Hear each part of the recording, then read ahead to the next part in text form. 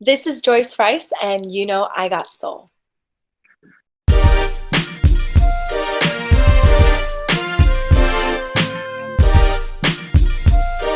So, I got to start off by talking about this album. I had a chance to listen to it earlier in the weekend. Man, like this is what I want in R&B from top to bottom. It just sounds fresh. It sounds nostalgic, but it sounds fresh at the same time, which is a beautiful combination. Like, what went into putting this thing together? I mean, whew, what went into putting this together was me living life and having experiences and getting my heart broken Mm. and, just taking risks.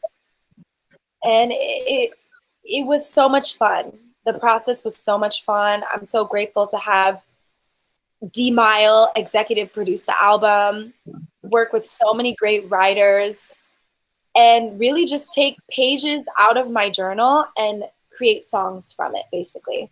Wow. And I can hear all the emotion in the music. And what I love about this album is in 2021, albums aren't what they used to be. We're also accustomed to listening to EPs, to songs. The attention spans are shorter. But when I listen to this, like time just flew by. Like I didn't realize that, it just went from one song to the next. Like the sequencing was great. I know D Mal is great at that too. But what was the blueprint to this for you? Like what were you studying at the time to create this project? Right. I really love Aaliyah, Hmm. Brandy, Tony Braxton. Yeah. So I was studying a lot of their music, Missy Elliott, and Mariah Carey.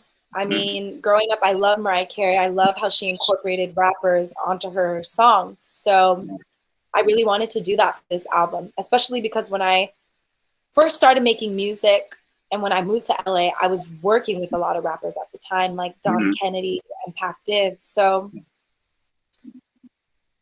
to be able to incorporate that into this album is such a dream come true. And a lot of the collaborations on this album happen so organically. I Hmm. think sometimes artists sign record deals not only like to be funded, like to have funding and just have a whole team to really have your best interests, but also to collaborate with certain artists that are on that label or have the label as a leverage to get you to work with people. But for me, like a lot of the collaborations were just friends, like working with each other and hopping on board to something that they believe in as well. Yeah, that's a great point. And you mentioned all these names, Aaliyah, Tony Braxton, Brandy. I'm gonna give you a couple more names that I just felt when I listened to this project, and I don't want to make any comparisons, but just for my Oh, no, own you're sake, good. when I was listening, right? So when I listened to this project, it reminded me of A. Marie's first album and Tidra Moses' first album, and then Woo! your tone really reminds me of Tamia. And I don't know if Yeah. that's intentional or if you studied her, but it really reminds me of Tamia's. Yeah, Tamia's first album is one of my favorite albums too. And Yeah. Tamia was one of the first artists that I was exposed to as a child. So that makes a lot of sense. Yeah. And hey, you're studying the greats, so no complaints here. Yeah. I'm so happy that like I was blessed to witness those artists as a kid. Yeah, absolutely. It's great music, it's timeless music, but Right. back to your album, like D Mel, of course, has been killing it. Like we're really cool with Lucky Day, who's on the album.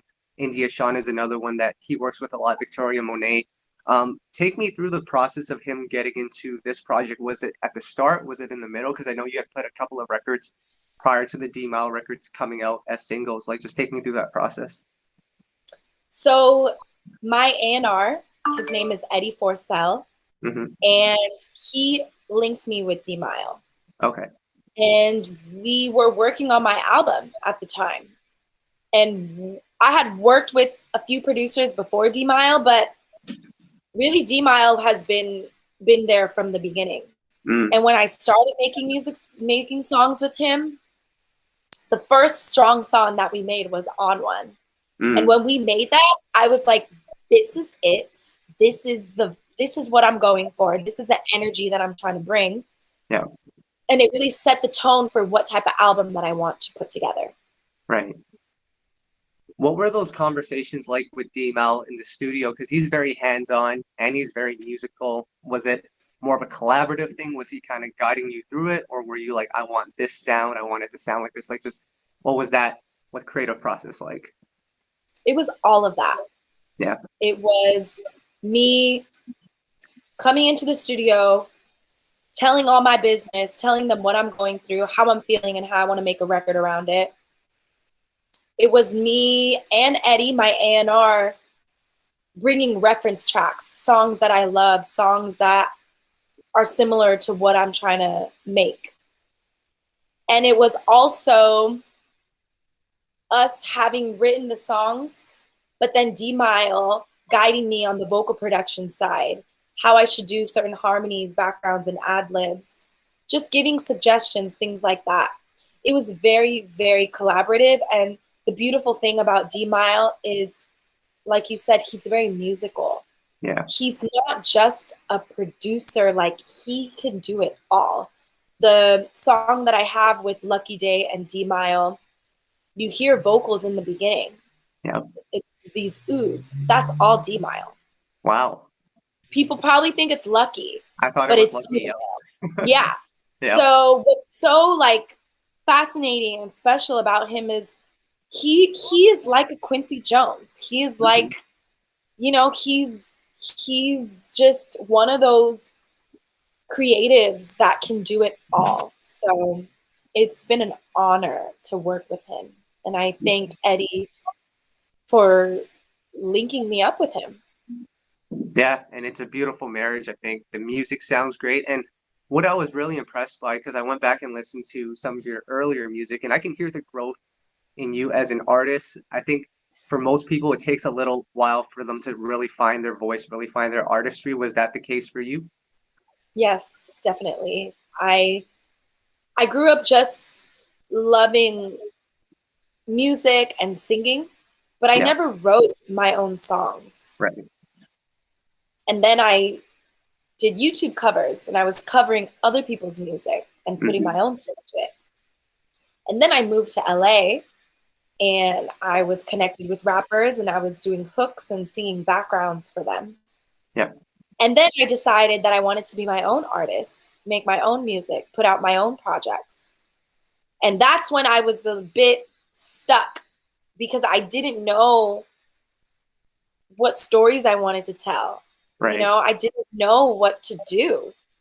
And fortunately, I was able to work with a producer by the name of Mind Design. Okay. And I was able to write songs with Sir. Yeah. And that's how I put my first EP out, Stay Around. Right. And working with them taught me a lot about making music, telling my story, finding my voice, and, you know, just getting a feel of who I am. Right. And I think Andre Harris also played a big part in your early development, right? No, he didn't. Okay. Andre Harris, I'm a big fan of Dre and Vidal, and Andre Harris is in that group, that duo. And Sir was working very closely with Andre Harris. Yeah. And I actually found out about Sir through this producer by the name of DK the Punisher. Oh, okay. And he worked very closely with Dre. Oh, okay. Gotcha. Yeah, because I was reading that story about how, like, to get connected to all of that, you pretty much just looked at Justin Bieber's song, you looked at the credit. That sounds like something I would do. Yeah. I'm like, oh my God, this song, All That Matters, is so fucking good. Who wrote and produced this? Because I need that. Right. And then that's when I saw that DK the Punisher had produced it. Gotcha. So I had DM'd him on Twitter, and that's how I got connected with Sir. He hooked me up with Sir as a writer. Cool. One of the things I love about, you know, this movement that you have going on, number one is the choreography in your music videos. Like, we don't see people dancing like that anymore. Is that something that you really wanted to bring back? Yeah, I grew up dancing when I was in junior high school. I loved learning choreography, and I'm a big music lover, so Yeah. dancing, they go hand in hand. And I also grew up loving Aaliyah, Yeah. Missy Elliott, Usher, Mariah Carey. So Mhm. these people, they had full-on productions when they performed Yeah. and when they did music videos. So I just knew that I had to do the same thing for my own things. So I was able to find an amazing choreographer and get some really great dancers to hop on board. And yeah, it's just me really being able to execute the vision that I have for the records that I make and for the performing artist that I want to be. Yeah, and I think it worked out well. And along with that, what I love is, as a fellow Asian, I love the fact that you were able to kind of incorporate some of your Japanese culture into to That's On You. You did a Japanese cover of that on the So Sick music video. You speak Japanese in the beginning, and like to me, there hasn't really been a lot of representation of Asians in hip hop and R&B. Like I can only think of a handful. You have Jin, A. Marie did a couple. Her has started embracing her Filipino side, but it hasn't really been a lot. But I've read in interviews with you that you really want to do like a Japanese project at some point. Yeah, I would love to make more Japanese songs, Yeah, possibly make a whole project where I'm incorporating Japanese into my music, or they're just full on Japanese records. right, And I would love to collaborate with other Japanese artists or just other artists that speak different languages. I right, think it would be really great to come together and show our culture. right. I think what's really cool is like I know overseas, especially in Japan, they love R&B, especially the R&B that you make, that throwback but also current type of sound. Have you found that the overseas fans have connected with you yet, or is that still a work in progress? You know, what's so crazy is when I first put my EP out, I'm sorry, did you say overseas artists or fans? Fans. Okay, yeah. Yeah. Overseas fans were the first people to like really show me love Yeah. and book me. Mm. Like I I toured Europe, Asia, Australia, and New Zealand a year after I put my first EP out. And Wow. that was so wild to me, like being, a new artist and those parts of the world, like loving what I'm doing without needing validation that it was cool. Yeah. You know, I feel like sometimes with America, I think people like to hop on the bandwagon, Mhm. and it's really cool that other countries, they just love what they love and they'll support it Yeah. regardless. I think that kind of speaks to you as an artist as well, because when I listen to your music, it's current, but there's no trends that you're following. It just sounds like you're just making the music that you love to make. Is there any pressure, especially early on, for you to be like, hey, let me do what these people are doing because that's what's popular at that time? Mm. I've always been the type of person to just want to do whatever it is I truly want to do. Yeah.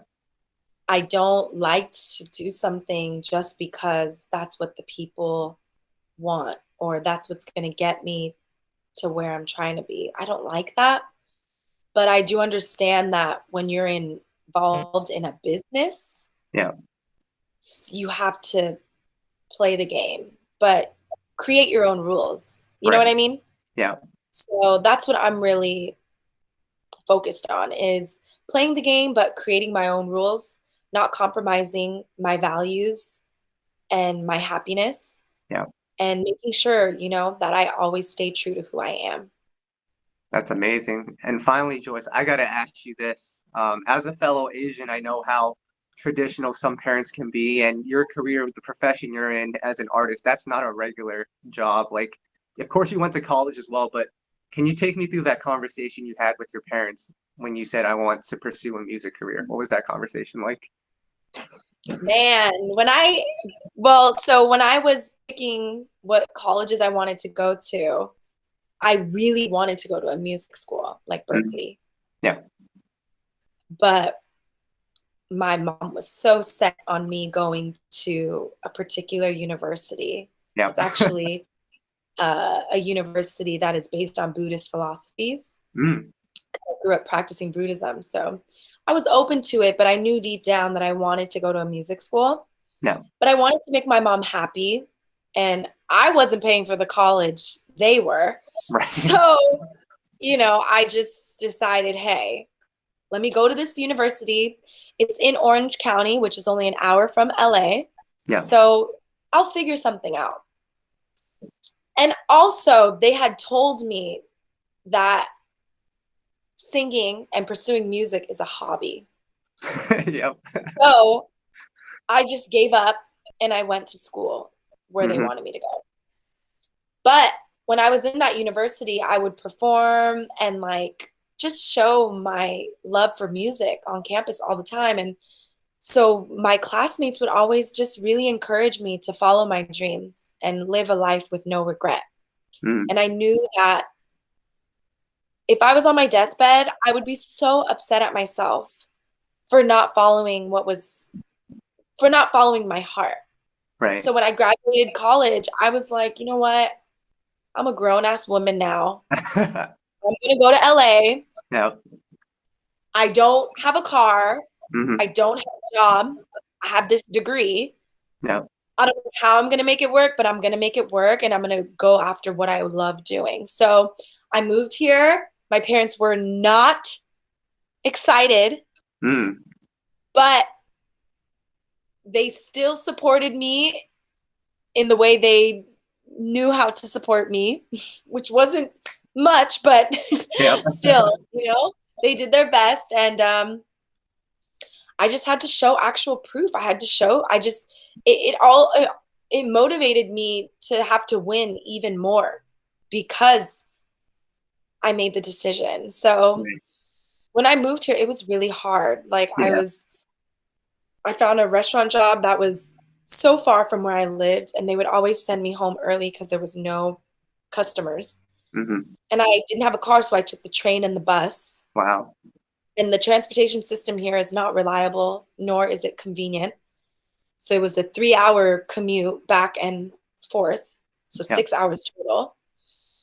And it was just really hard. It was really tough, but through my Buddhist practice of chanting and really manifesting my goals no matter what, and chanting morning and night to really set the tone for my day and reflecting on what I can do better, that really helped me build the life condition to keep fighting and take action, meet people, work hard, just create as much opportunity as possible. And that's how I'm able to be here. And now my parents are just send me everything that you're doing.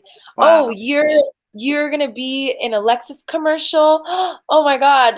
Let me tell all my friends about it. Oh, you're modeling with bands. Oh my God. I got to go to the band store and take a photo of it. Send me your album. They're so supportive. They're so happy. And, I think for a while I was really, really disappointed and bummed that they had this mentality that pursuing music is a hobby. But I really had to check myself and understand that they only know what they know. Yep. And their generation, it's pursuing music is very tough. It's a competitive industry. Mm-hmm. So I think the biggest worry for them is, what are you going to do if it doesn't work out? Are you capable of doing that? And once I realized their worry is just because they love me and they don't want to see me struggle, I had to just learn how to take care of myself even when shit hits the fan. Yeah. So once I can really assure them that I'm going to be okay and I'll make it through and I'll have a backup plan while I'm figuring it out. I won't ask you for money. Things like that. I think they realized. And now my parents, my dad wants to open up a restaurant. My dad has so many dreams, and my mom is making clothes and, just doing the things that they love to do. And I think me following my dreams has inspired them to do that. So I get I get where that worry comes from, but Hmm. I don't think it's healthy. I think Right. as parents, I really think we should help our children develop their creative side and express themselves however they can. But I think true happiness is really not giving up, Hmm. and Yeah. fighting no matter what. So I think Yeah. that's really what parents deep down wanted. Yeah, I mean, and then when you look back at your journey now and your grind, like I think it's definitely made you a stronger person. And I gotta ask you this then, because I know your dad is a huge R&B fan, and that's partially why you love R&B. Does he love your music? He does. In the beginning, he was like, this is cool. Yeah. And then when I played him songs from the album, he's like, wow, this sounds really good. He was like, you're getting there. This is quality music. Mhm. So my parents are really tough to please. They're tough Yeah. to impress. So for them to say that they enjoy it and they like it makes me very happy. Amazing, Joyce. You got the album coming out soon. Anything else that you'd like to add? Yeah, the album is coming out. I'm working on another music video right now, and I'm working on some memorabilia for this project. So I'm just really excited. Again, I'm really grateful to do what I'm doing, and I look forward to making more music with more amazing artists. And yes, I hope that I can really break barriers within this industry.